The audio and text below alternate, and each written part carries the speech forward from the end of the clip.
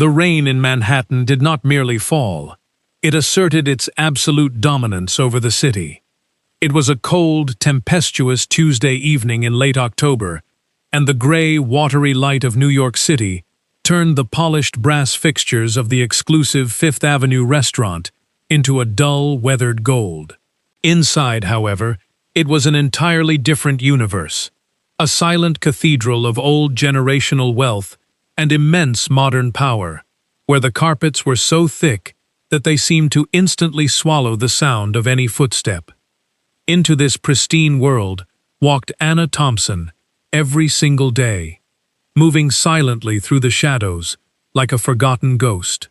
At 27 years old, Anna had become a living masterpiece of carefully studied invisibility.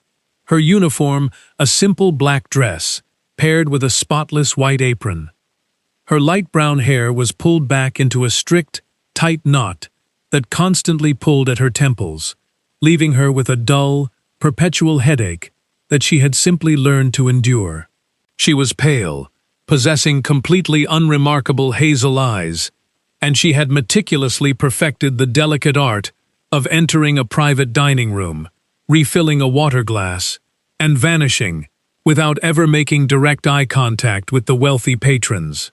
By all conventional accounts, she was considered the absolute perfect waitress for an elite establishment like this, an unnoticeable fixture in a room filled with titans of industry.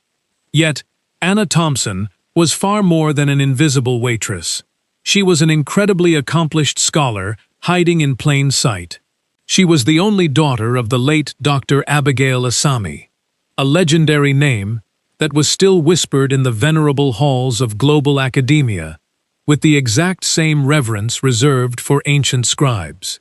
Her mother had been the world's leading expert on 9th-century Kufic script, a brilliant paleographer who could effortlessly date an ancient manuscript simply by analyzing the microscopic pressure of the long-dead calligrapher's hand.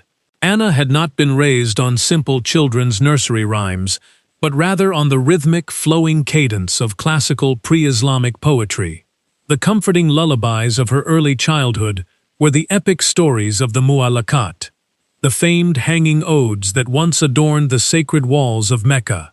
Her father, a distinguished British diplomat named David Thompson, had met her mother during a diplomatic mission in the ancient streets of Damascus, sparking a profound love story built on shared intellect and beautifully colliding cultures.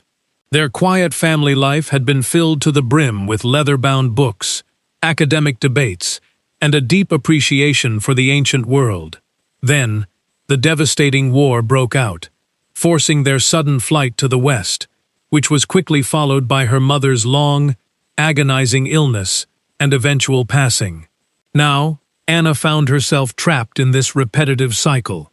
An Oxford graduate, with a double degree in Semitic languages and classical epigraphy, buried under a crushing debt of $80,000 due to her mother's private medical treatments.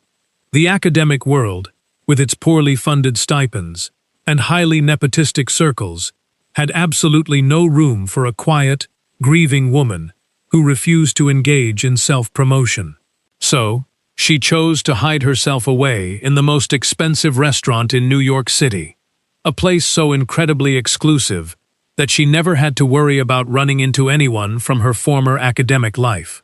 Her direct supervisor, Mr. Daniel, was a rigid man who lived his entire life strictly by the ticking clock in the reservation ledger.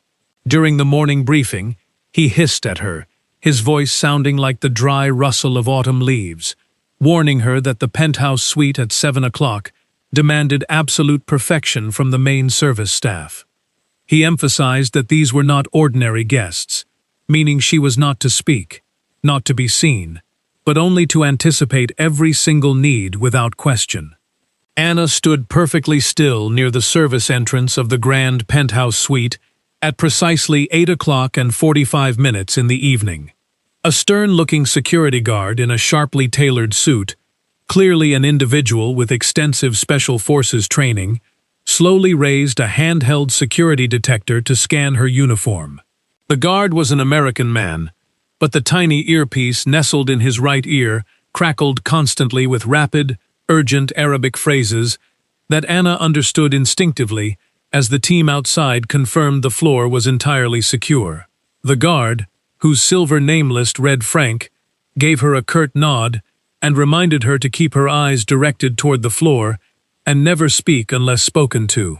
When he finally opened the heavy mahogany doors, the sheer scale of the private suite took her breath away, revealing a vast apartment with ceilings rising 6 meters high, a roaring marble fireplace, and a private terrace overlooking the dark expanse of Central Park. In the absolute center of the luxurious room stood a massive table, meticulously set with fine crystal and silver, for 5 highly distinguished guests. At exactly 7 o'clock, the main guests arrived, led by Kevin Al-Jamil, a man who was significantly slimmer and more reserved than Anna had initially anticipated. He appeared to be in his late 50s, possessing a neatly trimmed gray beard and deep, piercing eyes that seemed to absorb all the ambient light in the grand room. He wore no traditional garments, choosing instead a remarkably simple, flawlessly tailored dark gray suit that spoke volumes about his understated authority. Accompanying him were his trusted elderly advisor, Dr. Benjamin, and his prominent corporate lawyer, a sharp-faced man named Jack. 5 minutes later, the specialized advisory group entered the room, bringing an entirely different, highly aggressive energy that immediately shifted the atmosphere of the space. The man who confidently led the way was Raymond Sterling, the absolute human equivalent of a sparkling glass of champagne. Tall, slender, incredibly elegant, and dangerously sharp.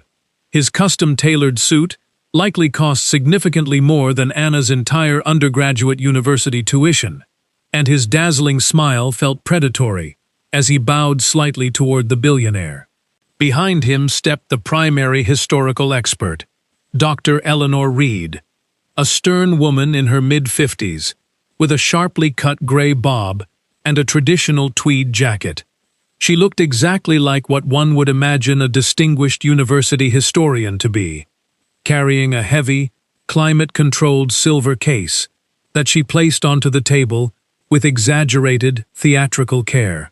Anna moved through the room like a wisp of silent smoke, poured still water for the billionaire according to his strict preferences, and quietly served the initial appetizers. Raymond Sterling folded his hands together, entirely unable to conceal his intense excitement, and gestured for Dr. Eleanor Reed to open the secure case.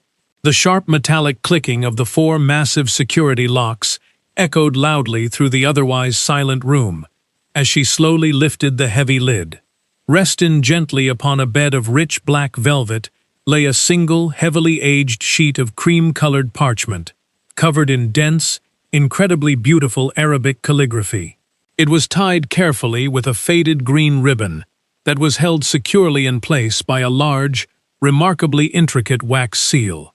Dr. Eleanor Reed spoke with a raspy, commanding voice of absolute academic authority, identifying the document as the legendary Al-Jamil Charter. She claimed it was dated precisely to the year 988 after Christ, representing the original land grant given to his ancient ancestor by the Caliph himself, a document lost to history for over 1,000 years until this very night.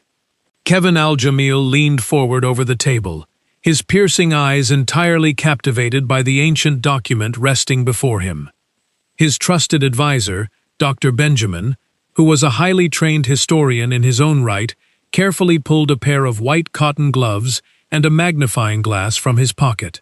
The elderly man bent low over the aged parchment, his breathing growing shallow and flat as he began to meticulously examine the lines of text.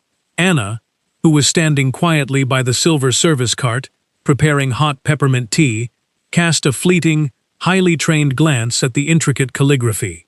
The writing was undeniably breathtaking, displaying a powerful, early Kufic script, a specific historical style that she knew with absolute certainty. It was the exact style of writing that her brilliant mother had patiently taught her to master before she had even learned to write proper English. However, as she continued to look closer from a distance, a tiny, icy splinter of deep academic doubt suddenly pierced her consciousness. There was something buried within the flow of the letters that felt entirely wrong, a subtle inconsistency that didn't align with the era it claimed to represent.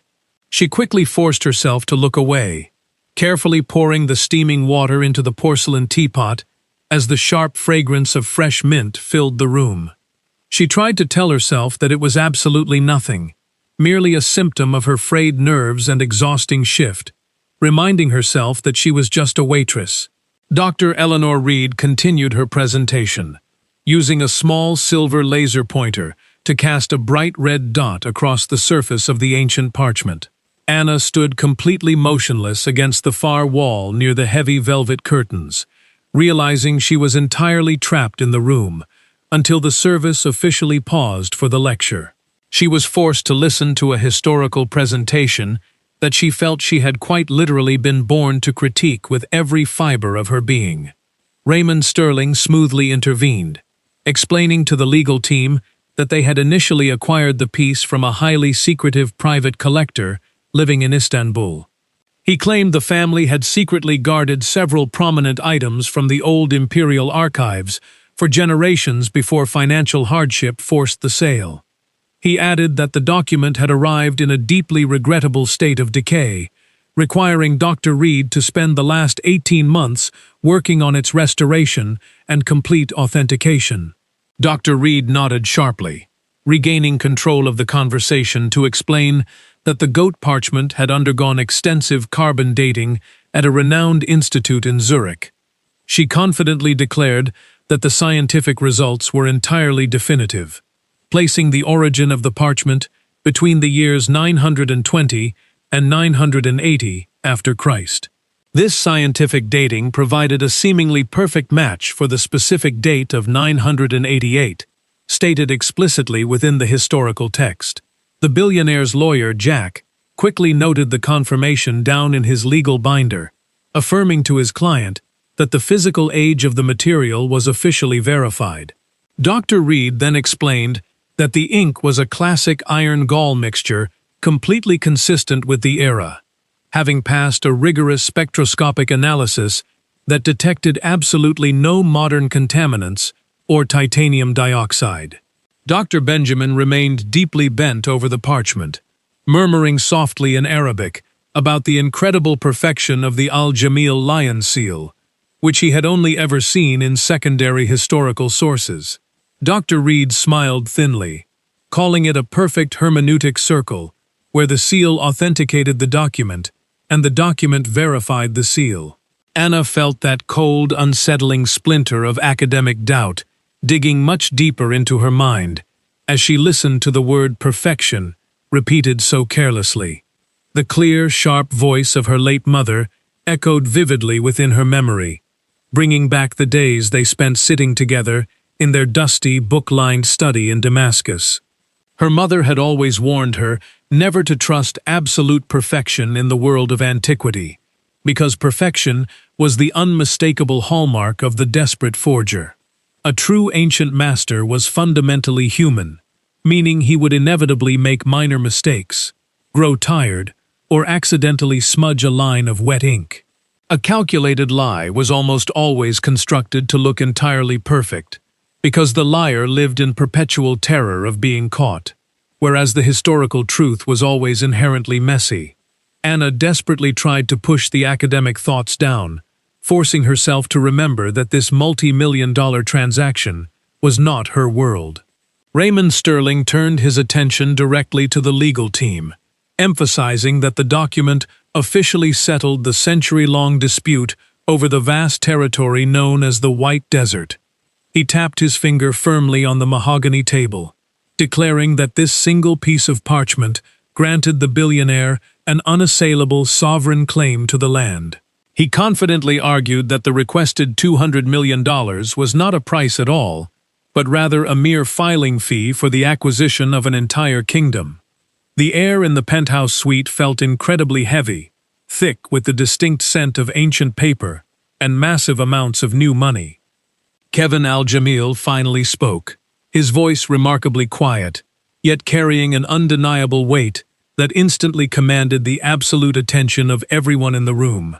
He turned to Dr. Reed, asking her one final time if she was absolutely certain regarding the specific calligraphic style of the text.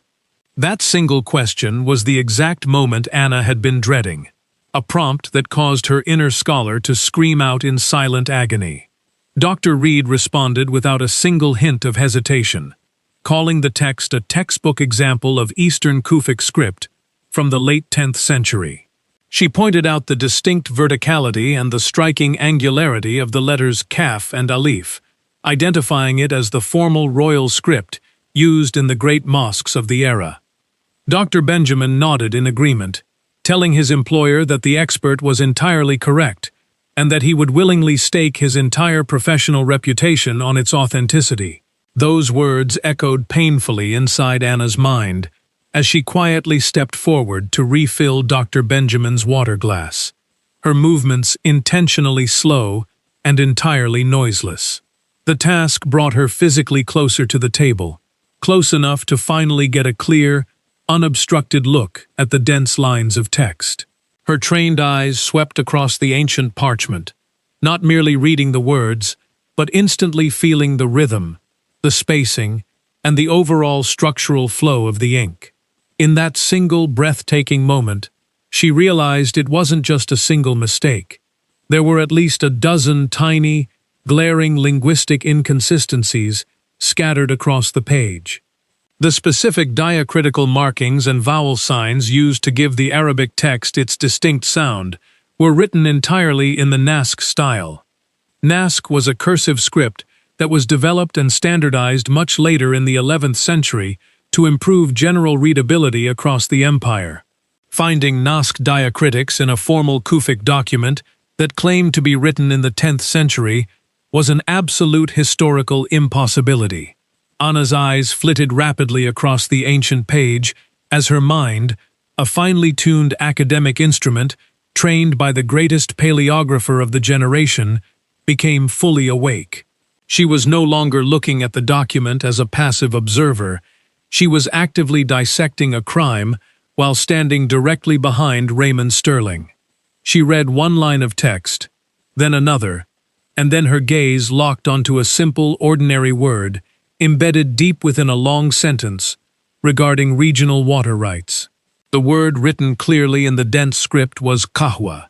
Anna's blood instantly froze in her veins, and she came remarkably close to dropping the heavy crystal water carafe right onto the expensive table.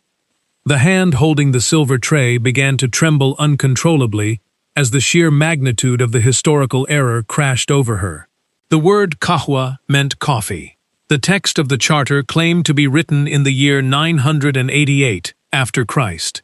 Yet coffee as a popular beverage was not discovered or brought to the Arabian Peninsula until the late 15th century. The very first public coffee houses in Mecca and Cairo did not emerge until nearly 500 years after the alleged creation date of this specific document. The word simply did not exist in this linguistic context during the 10th century, representing a massive 500-year anachronism that shattered the entire validity of the parchment. It was an absolute historical impossibility that rendered the entire document an undeniable fraud. She wondered how Dr. Benjamin could have possibly overlooked such a glaring error, and how Dr. Eleanor Reed could have missed it after 18 months of intense research. The answer became instantly clear to her. Dr. Benjamin was entirely blinded by the sheer excitement of the discovery, while Dr. Reed was not a real historian at all. Reed was an incredibly talented liar who had built a perfect cage of scientific data to hide the fact that she had completely forgotten to check the actual meaning of the words.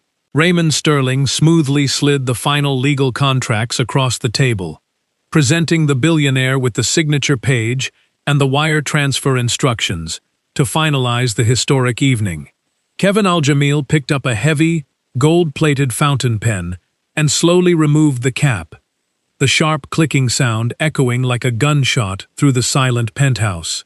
He was poised to sign his name, prepared to transfer $200 million of his family's wealth for a completely worthless piece of modern fabrication. Anna's heart hammered violently against her ribs like a trapped bird, and the harsh warning of Mr. Daniel echoed loudly in her mind, reminding her that she would be ruined if she spoke. She stood to lose her stable job, her legal visa, and the quiet, anonymous life she had built, knowing these incredibly powerful people could crush her existence in an instant. Yet, as the sharp gold nib of the fountain pen descended toward the crisp white paper, she thought of her late mother's unyielding devotion to the absolute truth. Her mother had always taught her that allowing a lie to live in your presence was the exact same thing as becoming a liar yourself. The very tip of the fountain pen touched the paper, and Anna heard a voice break the heavy silence of the room. It was her own voice, uttering a single firm word, "No." The single word had initially left Anna's lips as a sharp whisper, but in the absolute stillness of the penthouse suite, it cut through the air like a sudden crack of thunder. Raymond Sterling's predatory smile vanished instantly, replaced by a dark mask of cold, unbridled fury as he demanded to know what the interruption meant. Mr. Daniel, who had been waiting anxiously out in the main hallway, rushed into the private dining room, his face turning completely ashen as he realized a staff member had broken the rules. He began to offer a torrent of panicked apologies to the billionaire, promising to have the modern waitress removed from the establishment immediately. However, Kevin Al-Jamil did not move a single muscle, keeping the gold fountain pen hovering a mere millimeter above the legal document as his intense gaze locked onto Anna. He ignored the frantic manager entirely, stating clearly that he had heard the woman say no, and he demanded to know exactly why she had spoken. Anna felt her entire life flash before her eyes. The quiet, lonely apartment, the piles of medical bills, and the long, exhausting bus rides home every night. She knew that everything she had worked to build could vanish in a single second. Yet she took a deliberate step forward, moving away from the dark shadows and directly into the bright light of the crystal chandelier. Her hands were clenched so tightly behind her back that her knuckles turned completely white as she looked directly at the billionaire. She told him with a trembling yet remarkably clear voice that he must not sign the legal papers resting on the mahogany table. Raymond Sterling slammed his hands down on the table, leaping to his feet as he ordered the security team to have the insane waitress arrested immediately. Frank, the chief of security, moved forward with practiced efficiency, placing his hand firmly on Anna's shoulder and instructing her that she needed to leave the room with him right now. Before he could pull her away, Kevin Al-Jamil slowly raised his left hand in a simple, incredibly commanding gesture that caused everyone in the room to freeze instantly. The billionaire slowly placed the gold cap back onto his fountain pen, laid it down on the table, and leaned back into his leather chair, folding his hands together calmly. A $200 million international transaction had ground to an absolute halt simply because an invisible waitress had chosen to speak out. He looked at her intently, addressing her as Miss Thompson, and stated coldly that she had exactly 10 seconds to explain why she shouldn't be thrown out of his presence forever. The room held its collective breath as Dr. Reed stared at Anna with a look of pure, poisonous venom, while Sterling looked as though a major blood vessel was about to burst in his forehead. Anna looked past the angry men, realizing that standard English would no longer be enough to dismantle the elaborate lie before her. She needed the powerful language of her childhood, the precise language of her brilliant mother, and the absolute language of historical truth. She took a deep, steadying breath, straightened her spine, lifted her chin, and spoke with a voice that was no longer a timid whisper. The words that poured from her lips were written in the flawless, highly educated Arabic dialect of Damascus, a refined language synonymous with ancient global scholarship. The immediate effect of Anna's fluent Arabic was absolutely electric, causing Kevin Al-Jamil's dark eyes to widen in complete, unadulterated shock. His elderly advisor, Dr. Benjamin, literally dropped his heavy magnifying glass which landed with a dull, hollow thud against the thick fabric of the carpet. Jack, the corporate lawyer, looked completely bewildered, unable to understand a single word of the language, but instantly recognizing the massive, tectonic shift in the room's balance of power. Raymond Sterling and Dr. Reed, who possessed absolutely no knowledge of the language, looked back and forth between the billionaire and the waitress, in utter confusion. Sterling loudly demanded to know what the woman had just said, but the billionaire ignored him entirely, choosing to respond to Anna in the exact same formal Arabic dialect. He asked her with profound surprise if she truly spoke the language, and Anna replied fluently that she had been born into the culture and the science of the words. The billionaire leaned forward, his expression turning incredibly serious as he commanded her to speak openly and reveal exactly what was wrong with the charter. Anna looked directly down at the ancient parchment resting on the velvet cushion, the object of so much reverence, and delivered the devastating blow in perfect academic Arabic. She stated with absolute certainty that the entire document was a modern forgery, a calculated lie designed to steal his family's wealth. Before the billionaire could even formulate a response, Raymond Sterling recognized the universal meaning of the word forgery and began to scream with rage, his face turning a blotchy, violent red. He fiercely accused the establishment of staging an insult against his firm, pointing a trembling finger at Dr. Reed and reminding everyone of her prestigious academic credentials. He shouted that they had provided definitive carbon dating, detailed spectral analysis, and a completely flawless historical provenance for the piece. Dr. Reed, rapidly attempting to regain her fracturing composure, stood up and coldly declared that the waitress was clearly a disturbed, unstable employee, attempting to blackmail the billionaire. Sterling, his elegant facade completely shattered, ordered Frank to throw the woman out of the suite immediately, while screaming at Mr. Daniel that the waitress was officially fired. Anna turned her gaze away from the shouting man, looking directly at the billionaire, who had remained unnaturally calm throughout the entire explosive outburst. She asked him quietly in Arabic to instruct his personal expert, Dr. Benjamin, to carefully read the 7th line from the bottom of the very first paragraph. She specified that he needed to read the exact line detailing the historical rights to the desert oasis. Dr. Benjamin, his hands shaking violently, with a mixture of intense humiliation and professional curiosity, raised his magnifying glass to his eye once more. He bent low over the cream-colored parchment, his lips moving silently as he read the specific characters over and over again, until all the color drained from his face. He looked up slowly, his expression filled with pure, unmitigated horror, as he turned his gaze away from his employer and looked directly at the young waitress. Kevin Al-Jamil demanded to know what his advisor had discovered, his voice carrying a dangerous edge of cold steel that silenced the entire room. Dr. Benjamin swallowed hard, his voice trembling as he confessed in Arabic that the document explicitly used the word kahwa to describe the water rights of the oasis.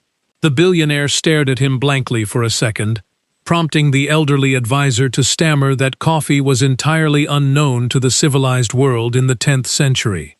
He admitted that the inclusion of the word was a massive, 500-year anachronism that completely destroyed the historical validity of the entire charter. The penthouse suite became completely, terrifyingly silent, with the only audible sound being the heavy rain violently lashing against the glass windows overlooking the city.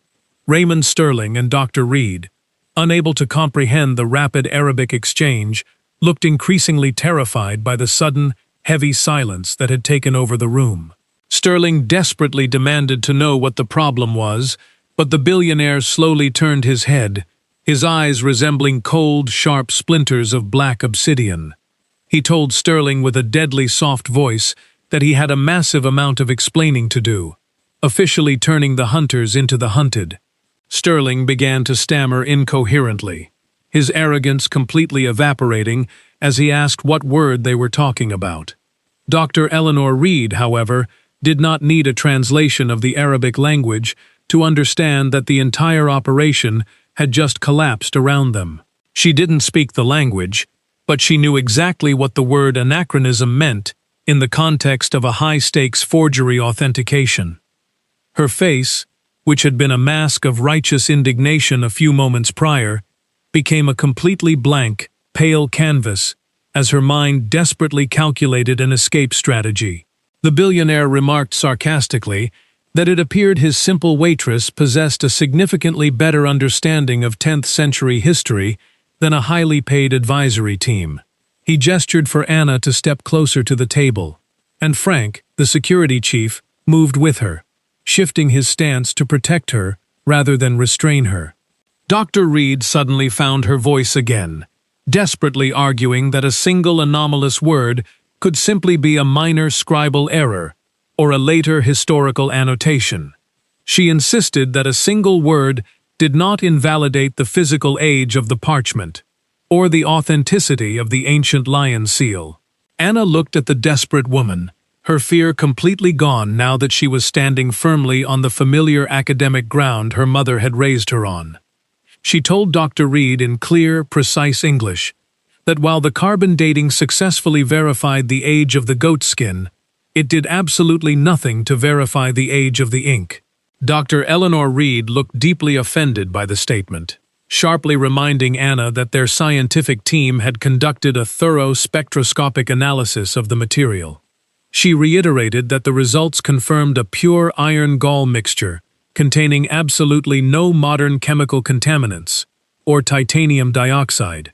Anna nodded calmly, agreeing that it was indeed an exceptional formulation of iron gall ink, the exact kind that any skilled chemist could easily manufacture in a modern university laboratory. However, she pointed out that the lack of impurities was precisely what exposed the fraud, explaining that genuine 10th century inks always contained distinct trace elements. Real ancient inks carried microscopic remnants of the specific regional water sources, the organic gall nuts, and the metal pots in which they were boiled over open fires. A perfectly pure iron gall ink was an absolute historical anomaly in itself, representing a composition that was simply too clean to be genuinely ancient. Anna then turned toward the billionaire, respectfully asking for permission to use the white cotton gloves that Dr. Benjamin had cast aside in his panic. The billionaire gave her a firm nod of approval, and Anna carefully slid her hands into the oversized gloves before gently lifting the edge of the parchment. She turned the document slightly to let the bright light of the chandelier catch the texture of the ink, pointing out the second fatal mistake regarding the calligraphy. She explained that Dr. Reed had labeled the text a textbook example of Eastern Kufic script, which was precisely the problem, because it was entirely too perfect. She revealed that the writing looked exactly like the printed plates in a prominent academic monograph published in 2005, titled Kufic in Function. Anna stated firmly that a real 10th century scribe creating a formal royal charter would have displayed natural human variations, a fluid movement, and a distinct sense of artistic life. The text before them had been written slowly, meticulously, and rigidly by a modern copyist who was merely imitating a historical style rather than living it. Dr. Reed's face turned completely white as Anna casually referenced the exact textbook written by her own late mother.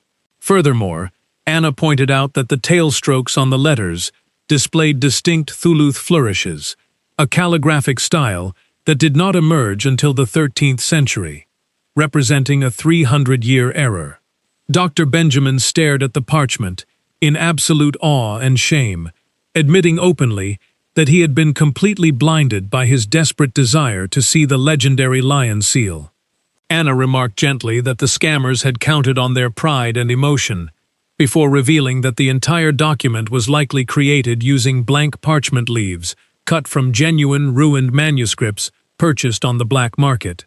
She then looked directly into Dr. Reed's terrified eyes, stating calmly that the woman was not actually affiliated with the museum at all.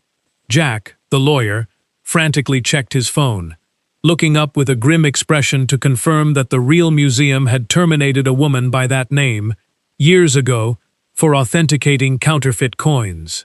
Knowing the game was entirely over, Raymond Sterling grabbed the document, threw it into the case, and lunged toward the exit. But Frank intercepted him with brutal, athletic precision, slamming him face first against the door, before snapping steel handcuffs onto his wrists. The grand penthouse suite grew remarkably quiet after the authorities arrived, removing a bleeding Raymond Sterling and a completely broken Eleanor Reed from the premises. Mr. Daniel had been sent away to manage the hotel's discretion with a stiff drink, leaving only Anna, the billionaire, his lawyer, and a deeply humbled Dr. Benjamin in the room. The intense rush of adrenaline finally began to fade from Anna's system, leaving her trembling slightly as she stood there in her simple waitress uniform.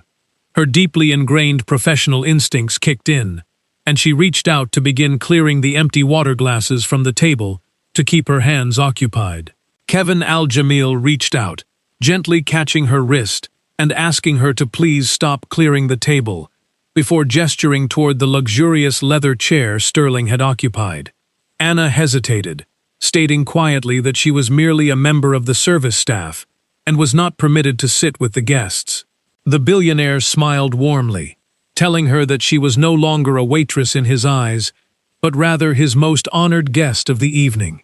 Anna slowly sank into the exceptionally soft chair, still wearing the oversized white cotton gloves, as the billionaire personally poured her a fresh glass of cold water. He looked at her with profound intensity, asking her one more time to reveal who she truly was behind the simple black uniform. Anna took a deep breath, realizing the time for hiding in the shadows had officially come to an end, and revealed her true name as the daughter of Dr. Alia Asami. Dr. Benjamin let out a sharp gasp of pure reverence, instantly recognizing the name of the legendary paleographer who had written the definitive textbooks on ancient Kufic script. Anna quietly confirmed that the brilliant scholar had been her mother, explaining that she had passed away 2 years prior, after a long, agonizing battle with illness, following their escape from the war in Damascus. The billionaire's expression became incredibly soft as he realized the young woman before him had been trained by the absolute greatest mind in the field. Anna explained that she had practically grown up in her mother's academic study, serving as her primary research assistant since the moment she learned to read. She confessed that the overwhelming medical bills had left her with crushing debt, forcing her to abandon the poorly paid university fellowships to seek anonymity and high tips in the restaurant industry. The billionaire remarked softly that hiding such immense brilliance was a tragic waste of talent, before turning his attention back to the legal documents on the table. He asked his lawyer if there was a deeper motive behind the elaborate forgery, prompting Jack to reveal a terrifying, hidden clause buried deep within page 42 of the contract. The lawyer explained that by authenticating and purchasing the forged charter, the billionaire would have legally agreed to hand over all territorial disputes regarding the White Desert to a corrupt third-party arbitration panel controlled entirely by Sterling's shell companies. The $200 million was merely a clever distraction. The true objective of the fraud was to permanently strip the Al-Jamil family of a territory worth billions in natural gas reserves. The profound realization of the multi-billion-dollar trap sent a chilling shockwave through the quiet room, revealing the absolute gravity of the crime Anna had single-handedly prevented. Kevin Al-Jamil stood up slowly, walking over to the massive glass window to look out at the sprawling, rain-slicked skyline of New York City. He turned back to look at the young woman who had saved his family from total financial and political ruin, stating clearly that her days of hiding in the shadows were officially over. He explained that he was going to immediately establish a global research organization called the Al-Jamil Institute for Historical Integrity, with major offices located in both Abu Dhabi and Manhattan. He looked directly into her hazel eyes, offering her the position of executive director of the entire institute, explaining that he needed someone with the absolute truth running through her veins. He promised that her crushing debts would be entirely cleared by the end of the night, providing her with a massive research budget that would allow her to protect the ancient history of the world from opportunistic thieves. Anna looked down at her hands, completely overwhelmed by the sudden, life-altering offer, reminding him that she was merely an impoverished waitress. The billionaire shook his head firmly, telling her that she was the only person in the entire city who possessed the immense courage and deep knowledge required to save him. He extended his hand across the mahogany table, offering her a choice between returning to her quiet life of safety or stepping forward to honor her mother's incredible legacy. Anna looked at his outstretched hand, thinking of the warm scent of old leather books in her mother's study, and firmly placed her hand in his, asking when she could officially begin her new life. 1 full year later, the stunning central atrium of the new Al Jamil Institute for Historical Integrity in Abu Dhabi was flooded with brilliant, warm sunlight streaming through the massive glass windows. A confident, exceptionally elegant young woman stood before a large group of brilliant university doctoral students, gesturing toward a high-resolution digital image displayed on the screen beside her. It was Anna Thompson, her hair falling softly around her shoulders, her hazel eyes shining with absolute purpose and vitality as she delivered her lecture. She explained to the attentive students that the famous Al Jamil forgery had failed precisely because the creators had focused entirely on building a perfect cage of scientific data while completely forgetting to read the soul of the words. She pointed toward the digital image of the word kahwa, explaining that the 500-year anachronism served as a permanent reminder to always prioritize the human depth of historical text over mere physical appearance. She revealed to the group that Evelyn Reed was currently serving a multi-year prison sentence, while Raymond Sterling had been sentenced to 12 years for his role in the international conspiracy. Following the lecture, Anna walked through the state-of-the-art conservation laboratories, watching Dr. Benjamin work happily alongside a team of young scholars digitizing ancient manuscripts. She walked into her beautiful, light-filled corner office, overlooking the turquoise waters of the Persian Gulf, finding Kevin Al-Jamil waiting for her with a fresh file containing reports of a newly discovered artifact in Geneva. He smiled warmly, handing her the documents and telling her that she would be flying out tonight as the primary expert, reminding her that her journey from a hidden ghost to the ultimate guardian of history was finally complete. The remarkable journey of a young woman stepping out from the crushing weight of enforced invisibility to stand at the absolute pinnacle of an international institution provides a profound blueprint for the mature mind, reflecting upon the true nature of human value. As we advance through the decades of a long, experiential life, we gradually discard the superficial illusions of youth, learning through hard-won trials that the most significant voice in any room is rarely the loudest, the wealthiest, or the most aggressively self-assured. Rather, true power resides quietly in the unyielding bedrock of personal integrity, deep authentic knowledge, and the rare moral courage required to speak the absolute truth when the entire world demands your absolute silence. In a modern society increasingly obsessed with the rapid accumulation of material wealth, the polished presentation of false credentials, and the engineering of flawless external appearances, it becomes remarkably easy to forget that the true treasures of a human life are inherently internal, forged in the quiet spaces of suffering, study, and ancestral love. We often witness individuals constructing elaborate multi-million-dollar facades designed to deceive the undiscerning eye. Yet these fragile structures inevitably crumble to dust when confronted by a single, focused ray of honest, uncompromising clarity.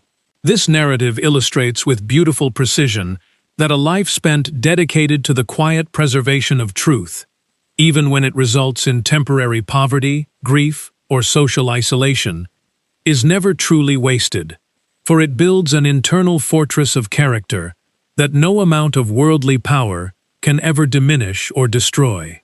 For the older generation who has watched the turbulent currents of history shift and turn, there is a deep, comforting reassurance in knowing that the ancient virtues of honesty, humility, and rigorous discipline still possess the unique capacity to entirely disarm the predatory forces of greed and arrogance. It reminds us that our true legacy is not measured by the grand titles we accumulate or the massive financial transactions we facilitate, but by our unwavering willingness to honor the sacred memory of those who came before us, carrying their light forward into a world that is so often darkened by calculated deception.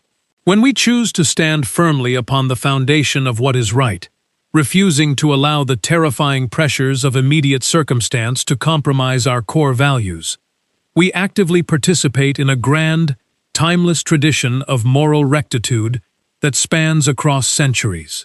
The simple apron worn by a grieving scholar can instantly transform into the armor of a champion when it is animated by the fierce, protective love for the truth, proving that no individual is ever truly powerless as long as they possess the immense wealth of an honest soul. Ultimately, the story invites us all to pause and look deeply beneath the surface of our daily existences, encouraging us to recognize that the quiet, seemingly invisible acts of daily faithfulness are the exact materials used to fashion the most spectacular, enduring triumphs of the human spirit.